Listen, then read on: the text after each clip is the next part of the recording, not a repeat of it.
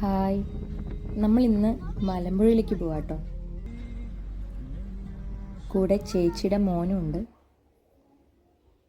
Kanjikode KV railway track IIT ഒക്കെ കഴിഞ്ഞ് വേണം ഈ വഴി മലമ്പുഴ എത്താൻ. നമ്മൾ പോകുന്ന വഴിക്ക് വേറൊരു പ്രത്യേകത കൂടെ ഉണ്ട്. പലപ്പോഴും വാർത്തകളിൽ നിറഞ്ഞു നിൽക്കാറുള്ളൊരു സ്ഥലത്ത് കൂടെയാണ് നമ്മൾ പോകുന്നത്. കഞ്ചിക്കോട് കൊട്ടേക്കാട് ആന ഇറങ്ങിയെന്നൊക്കെ കേട്ടിട്ടില്ലേ? അതിവിടെയാണ്. ഇത് നിരോധിത മേഖലയൊന്നുമല്ല. ഇവിടെ Augustine textiles, saint Mary's church, Shri Hemambikadevi ക്ഷേത്രം, range forest office, Manomitra institute of medical science, ഇങ്ങനെ ഒരുപാട് സ്ഥാപനങ്ങളും കാര്യങ്ങളൊക്കെ ഉണ്ട്. അതുകൊണ്ട് തന്നെ ഇതുമായി ബന്ധപ്പെട്ട ആളുകളും മറ്റും ഈ വഴി തന്നെയാണ് യാത്ര ചെയ്യുന്നത്. എങ്കിലും സൂക്ഷിച്ച് വേണം പോകാൻ, പ്രത്യേകിച്ച് രാത്രിയിൽ പലപ്പോഴും ഈ വഴി ആനകൾ റോഡ് ക്രോസ് ചെയ്യാറുണ്ട്.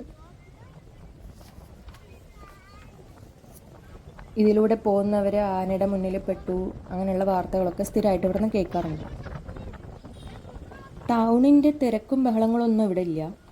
വളരെ പ്രശാന്ത സുന്ദരമായ സ്ഥലമാണ്, കാണാൻ നല്ല ഭംഗിയാണ്. എങ്കിലും ഞാൻ വീണ്ടും പറയുകയാണ്, ഇതിലൂടെ വളരെ സൂക്ഷിച്ച് വേണം പോകാൻ.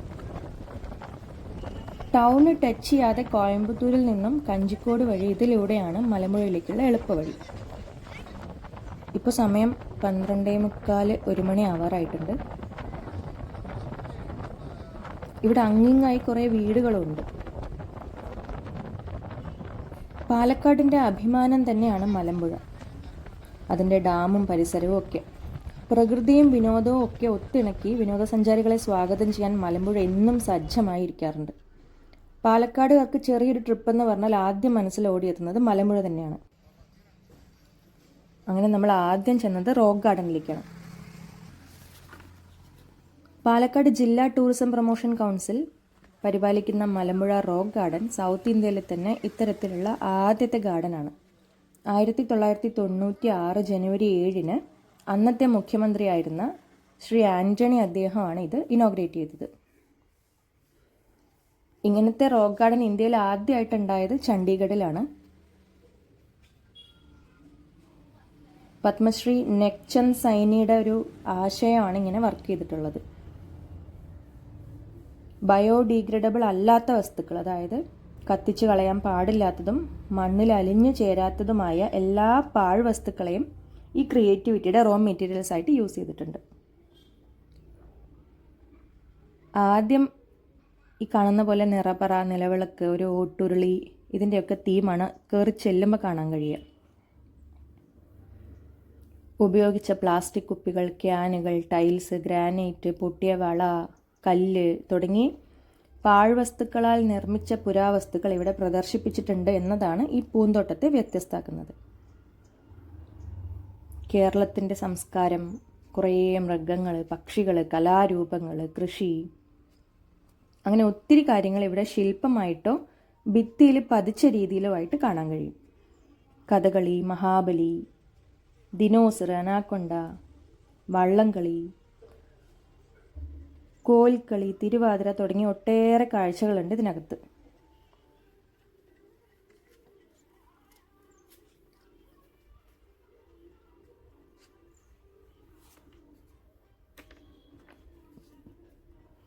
അകം മുഴുവൻ കുറേ ഇടവഴികൾ നിറഞ്ഞതാണ്. വളരെ വീതി കുറഞ്ഞ വഴിയിലൂടെ പോകുമ്പോൾ ഒരു ഗുഹാന്തരീക്ഷമൊക്കെ ഇടയ്ക്ക് തോന്നാറുണ്ട്. മലമ്പുഴയിലേക്ക് പോകുന്ന വഴി റോക്ക് ഗാർഡൻ പുറത്തുനിന്ന് കണ്ടിട്ടുണ്ടെങ്കിലും അകത്ത് ഇതുവരെ കയറിയിട്ടില്ല എന്ന് ഒരുപാട് പരിചയക്കാർ പറഞ്ഞിട്ടുണ്ട്. അപ്പോൾ അവർക്ക് വേണ്ടിയാണ് ഈ റോക്ക് ഗാർഡൻ വീഡിയോ. ഇതിൻ്റെ ഐഡിയയും ക്രിയേറ്റിവിറ്റിയും ഒക്കെ നല്ലതാണെങ്കിലും വേണ്ട പോലെ മെയിൻറ്റെയിൻ ചെയ്യാത്തതുകൊണ്ട് നശിച്ചു തുടങ്ങിയിട്ടുണ്ട്. കളറൊക്കെ ഫെയ്ഡായിട്ടുണ്ട്.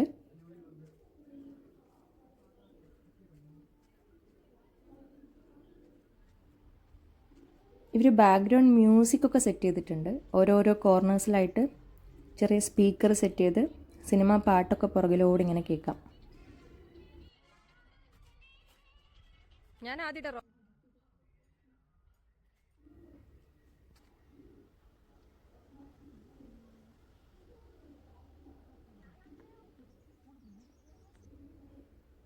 ഇതിലൂടെ നടന്നു വരുമ്പോൾ ഇടയ്ക്കൊന്ന് വിശ്രമിക്കണമെന്ന് തോന്നുകയാണെങ്കിൽ അങ്ങനെ ഇരുന്ന് വിശ്രമിക്കാനുള്ള സൗകര്യം ഒരുക്കിയിട്ടുണ്ട്. ചെറിയ സ്റ്റോൺ ബെഞ്ചുകളും അല്ലാതെയുള്ള മെറ്റൽ ബെഞ്ചുകളൊക്കെ ഉണ്ട്.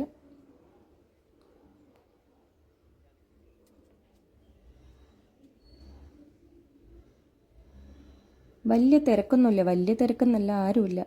ആകെ 1-2 പേരെ അകത്ത് കാണാൻ കഴിഞ്ഞുള്ളൂ.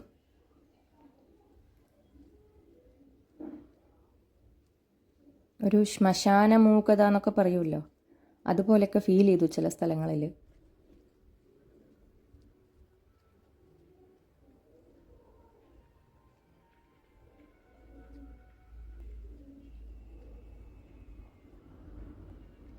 ഇതിപ്പോൾ നാശമായതുകൊണ്ടാണ് ഇത്രയും ഡിമ്മായിരിക്കുന്നത് കളറ്. നമ്മൾ ഗൂഗിളിൽ നോക്കുകയാണെങ്കിൽ ഇതിൻ്റെയൊക്കെ നല്ല ഫ്രഷ് ആയിട്ടുള്ള പിക്ചേഴ്സ് കിട്ടും. ഇത് ഉണ്ടാക്കിയ ടൈമിലുള്ള കളർഫുള്ളായിട്ടുള്ള പിക്ചേഴ്സ്. ഇത് മെയിൻറ്റെയിൻ ചെയ്യാത്തതിൻ്റെയാണ് ഈ കാണുന്ന അഴുക്കും മറ്റ് ബുദ്ധിമുട്ടുകളൊക്കെ. എക്സിറ്റിനോടടുത്ത് ഒരു പാറയുണ്ട്, പാറ പോലൊരു. അപ്പോൾ ഞാൻ കുറച്ച് നേരം കുഞ്ഞുങ്ങളെ അതിലിരുത്തി ഒന്ന് കളിപ്പിച്ച് കുറച്ച് നേരം റെസ്റ്റ് ചെയ്തിട്ട് വീണ്ടും ഒരു ഇടനാഴിയുണ്ട്, അതിലൂടെ പുറത്തേക്ക് ഇറങ്ങി. ഈ കവാടാണ് എക്സിറ്റ്. ഇതിന് പുറത്ത് ചെറിയൊരു ചായക്കട ഉണ്ട്. അത്യാവശ്യത്തിന് വെള്ളം, ചായ, ചെറിയ രീതിയിലുള്ള സ്നാക്സ്, എണ്ണക്കടികളോ ബിസ്ക്കറ്റൊക്കെ ഇവിടെ കിട്ടും. റോക്ക് ഗാർഡനിൽ നിന്ന് ഞങ്ങൾ നേരെ പോയത് മലമ്പുഴ ഡാമിലേക്കാണ്. ഡാമിൻ്റെ ഫ്രണ്ടിൽ ചെന്നപ്പോൾ നല്ല തിരക്ക്. നട്ടുച്ച ആയതുകൊണ്ട് തിരക്ക് കുറവാകും, വൈകുന്നേരം ആവും ആളുകൾ വന്നു തുടങ്ങാമെന്നൊക്കെ കരുതി. പക്ഷെ നല്ല തിരക്കുണ്ടായിരുന്നു. നമ്മൾ പാർക്കിങ്ങിൽ വണ്ടിയൊക്കെ നിർത്തി നേരെ സ്നേക്ക് ഗാർഡനിലേക്ക് പോകാമെന്ന് വിചാരിച്ചു.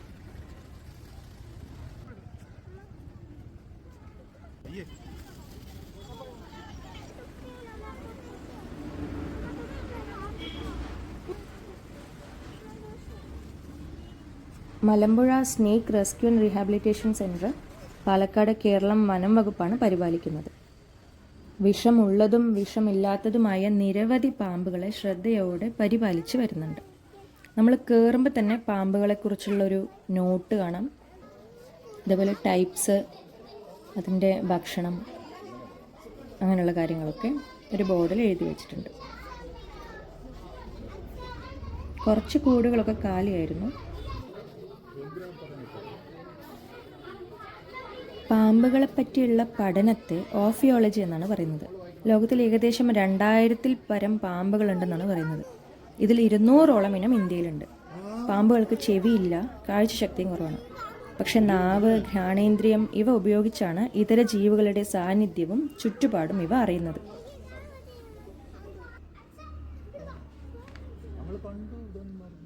ഇവിടെ ഒരു കിണറ്റിലെ വിഷമില്ലാത്ത കുറേ പാമ്പുകളെ കണ്ടു. ചെറിയ ഗാർഡനൊക്കെ ഒരുക്കിയിട്ടുണ്ട്. ഇത് മുതലയാണ് കേട്ടോ. ഇതിൻ്റെ പൊസിഷനൊക്കെ കണ്ടപ്പോൾ ആദ്യം തോന്നിയ സ്റ്റാച്യു ആണെന്ന്. അകത്ത് വെള്ളത്തിലൊക്കെ മുതലേ കുറേ തെറിഞ്ഞു. പിന്നീടാണ് ഈ കിടക്കുന്നത് തന്നെയാണ് ഒറിജിനൽ ഐറ്റം എന്ന് മനസ്സിലായത്.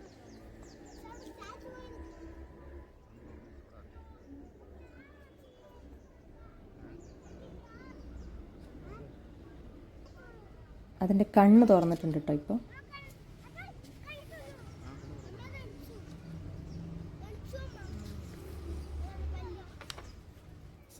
എലി, തവള, പല്ലി, ഓന്ത്, അരണ, കോഴിക്കുഞ്ഞുങ്ങൾ ഇതൊക്കെയാണ് പാമ്പുകളുടെ പ്രധാന ഭക്ഷണം.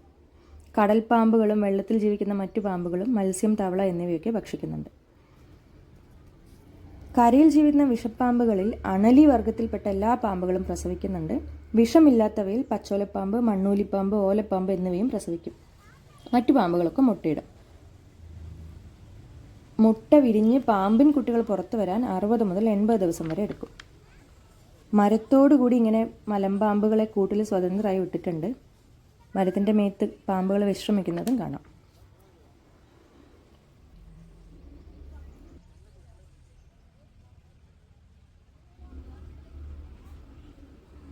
ഇതൊന്നും കൂടാതെ 2 രാജവെമ്പാലകളെ എയർ കണ്ടീഷൻ ചെയ്ത മുറികളിൽ സൂക്ഷിച്ചിട്ടുണ്ട്. ആൺ രാജവെമ്പാല 2010 മെയ് 15 തെക്കൻ മലമ്പുഴയിൽ നിന്നും പെൺ രാജവെമ്പാല 2006 ജൂലൈ 18 ഒരു ആശ്രമത്തിൽ നിന്നും പിടികൂടിയതാണ്. അവരുടെ ഫോട്ടോസ് തംബ്നെയിലിൽ കണ്ടിട്ടുണ്ടാവുമല്ലോ.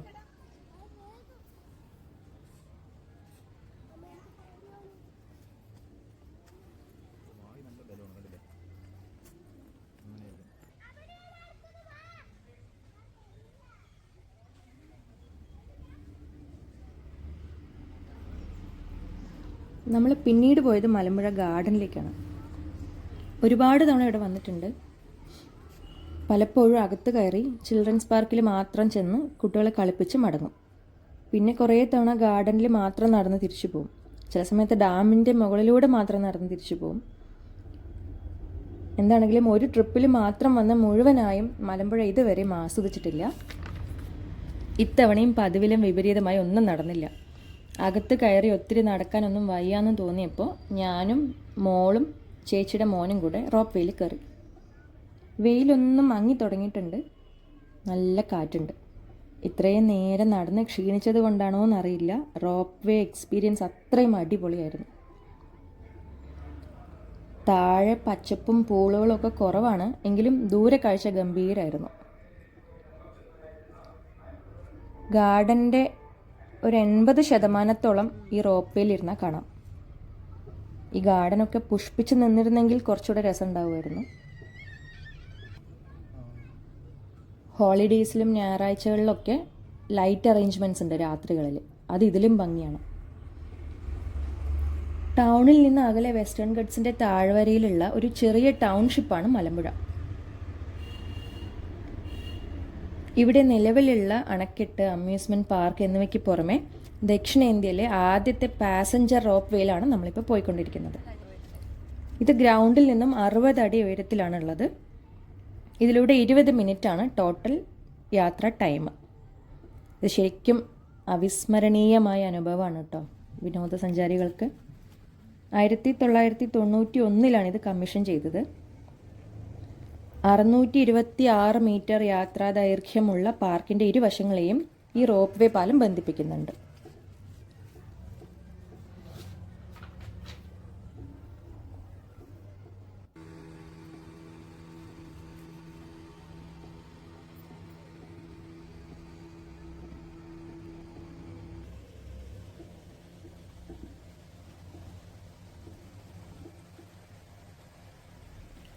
കേരളത്തിലെ പ്രശസ്ത ശില്പിയായ കാനായി കുഞ്ഞിരാമൻ ചെയ്ത ഭീമാകാരമായ യക്ഷി മലമ്പുഴ സ്പെഷ്യലാണ്. മലമ്പുഴ യക്ഷി എന്നും ഇതിന് വേറൊരു പേരുണ്ട്. എല്ലാവർക്കും അറിയുന്ന കാര്യമാണല്ലേ. എനിക്കിതിലിരുന്നുകൊണ്ട് അത് മിസ്സായി. ചേച്ചിയുടെ മോൻ കണ്ടു എന്ന് പറഞ്ഞു, ഞാൻ കണ്ടില്ല കേട്ടോ.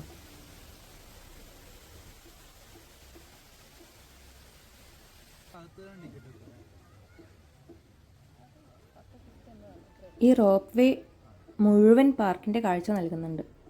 അണക്കെട്ടുകൾക്ക് മുകളിലൂടെയാണ് നമ്മൾ പോകുന്നത്.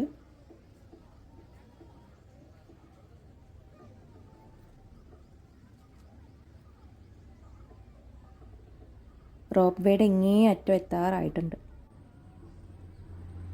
ഈ കാണുന്ന റോഡിലൂടെയാണ് നമ്മളും വന്നത്. ഇതിലൂടെ വരുമ്പോൾ മുകളിലൂടെ റോപ്പ് വേ പോകുന്നത് കാണുന്നുണ്ടായിരുന്നു.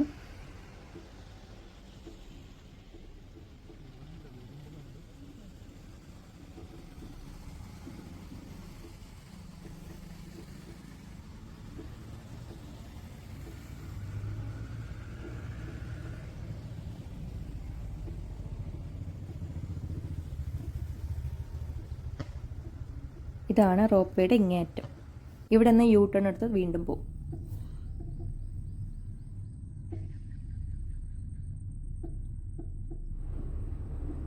ഭംഗിയുള്ള പുൽത്തകിടി, പൂക്കൾ, ജലധാരകൾ, വ്യത്യാസമായ അറേഞ്ച് ചെയ്തിട്ടുള്ള ചെറിയ റോഡുകൾ, ഇതൊക്കെ പൂന്തോട്ടത്തിൻ്റെ ഭംഗി കൂട്ടുന്നുണ്ട്. പക്ഷേ ഇപ്പോൾ മെയിൻ്റനൻസ് കുറവായതിൻ്റെ ലക്ഷണങ്ങളൊക്കെ നന്നായി കാണുന്നുണ്ട്.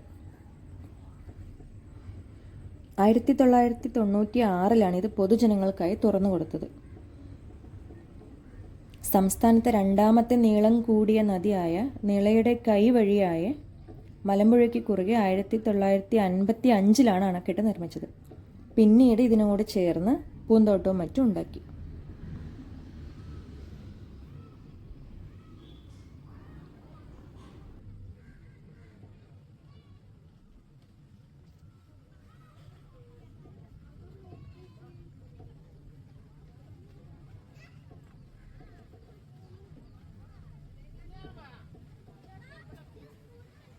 സാധാരണ മലമ്പുഴയിലേക്ക് വരുന്നവരുടെ ഒരു മെൻറ്റാലിറ്റി എങ്ങനെയാണെന്ന് വെച്ചാൽ, മെൻറ്റാലിറ്റി അല്ല, അവർ ചെയ്യുന്നത് എങ്ങനെയാണെന്ന് വെച്ചാൽ, ഗാർഡനകത്ത് കയറി ചിൽഡ്രൻസ് പാർക്ക് പിന്നെ ഗാർഡൻ്റെ ഉൾവശമൊക്കെ നന്നായി കറങ്ങി എന്തെങ്കിലുമൊക്കെ വാങ്ങിച്ച് കഴിച്ച് മെല്ലെ ഡാമിന് മുകളിലേക്ക് കയറും. മുകളിലൂടെ നോക്കിയാൽ നല്ല വ്യൂ ആണ്. അതിലൂടെ എല്ലാം നടന്ന് പുറത്തെത്തി കഴിയുമ്പോഴേക്കും ക്ഷീണിക്കും. പിന്നെ ഇങ്ങനൊരു റോപ്പ് വേ ഉള്ള കാര്യമേ ഓർക്കാറില്ല. അങ്ങനെ തിരിച്ചു പോകാമെന്നുള്ളൊരു പ്ലാനായിരിക്കും. പക്ഷേ ഇനി മലമ്പുഴയിലേക്ക് വരുന്നവർ നിങ്ങൾ ഗാർഡനകത്ത് കയറുന്നോ ഇല്ലയോ, മസ്റ്റായിട്ട് ചെയ്യേണ്ട കാര്യമാണ് റോപ്പ് വേ. ഇതിലിരിക്കുമ്പോഴൊരു ഫീല് പറഞ്ഞറിയിക്കാൻ പറ്റില്ല. എന്ത് ഭംഗിയാന്ന് നോക്കൂ.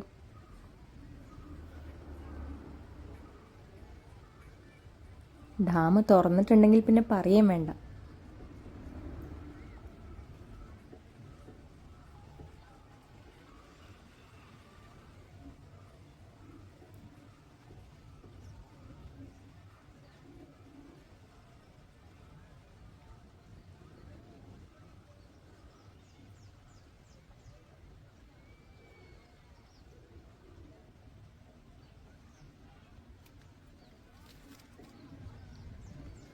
തൂക്കുപാലത്തിൽ കൂടെ ഒക്കെ നടക്കണമെങ്കിൽ ഗാർഡനകത്തൂടെ തന്നെ പോകണം. അതും വേറൊരു എക്സ്പീരിയൻസ് തന്നെയാണ്.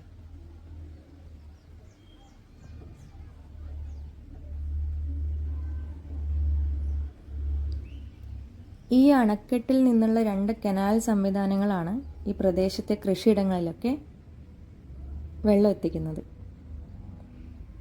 പാലക്കാടും ചുറ്റുമുള്ള ഗ്രാമങ്ങൾക്കും കുടിവെള്ളം ഉറപ്പാക്കുന്നതും ഇവിടെ നിന്നുള്ള വെള്ളമാണ്.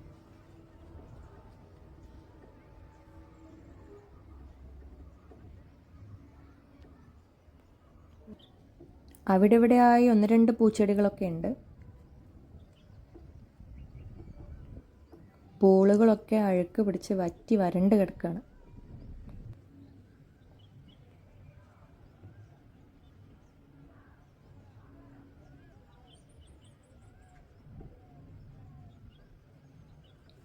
നമ്മളിപ്പോൾ സ്റ്റാർട്ടിംഗ് പോയിന്റിലേക്ക് തന്നെ വന്നുകൊണ്ടിരിക്കുകയാണ് തിരിച്ച്. റോപ്പ് വേയിൽ ഇരിക്കാനൊന്നും പ്രയാസമില്ല.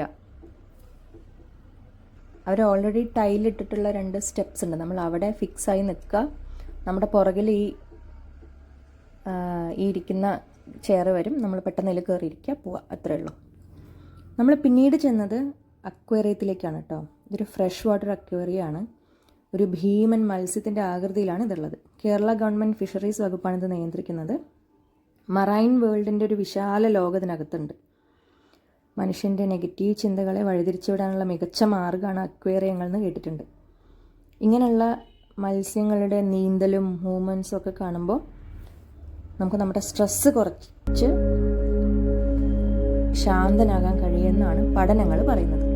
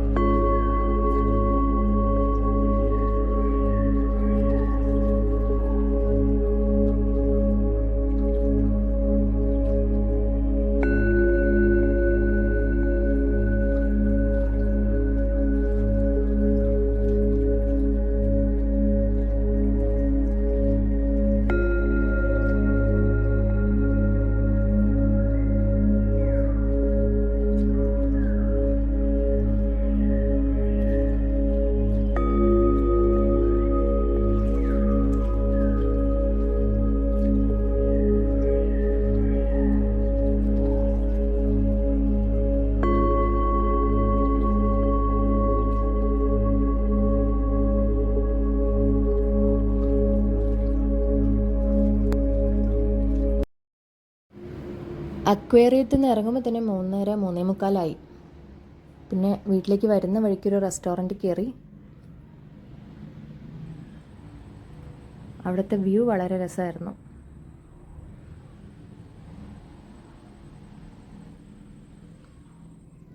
എൻട്രൻസിൽ ക്രിസ്മസ് ട്രീ ഒക്കെ സെറ്റ് ചെയ്തിട്ടുണ്ടായിരുന്നു.